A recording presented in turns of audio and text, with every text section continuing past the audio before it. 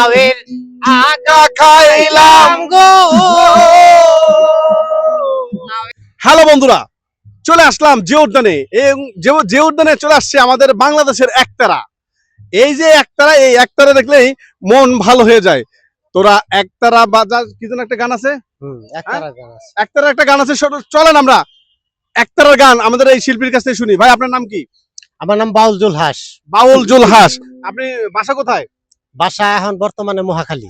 Mohakhali IPS school. IPS school. মাশাআল্লাহ, আমারও বাসা মহাখালী আইপিএস স্কুল। ভাইয়ের সাথে দেখা গেল যে উদ্যানে। চলেন আমরা একটা গান শুনি। সাদের লাউ বানাইলো মোরে বৈরাগী, সাদের লাউ বানাইলো মোরে বৈরাগী। লাউয়ের আগা খাইলাম, টুকারে খাইলাম, আগা খাইলাম, টুকারে খাইলাম, খাইলাম, লাউ দিয়া বানাইলাম ডুগডুগি। হায়রে, লাউ দিয়া বানাইলাম ডুগডুগি।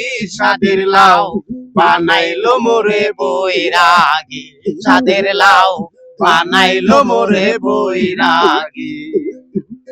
লাউয়ের এত মধু করলা রে জাদু, লাউয়ের এত মধু, লাউয়ের এত মধু করলা রে জাদু, লাউ দিয়া বানাইলাম ডুগডুগি।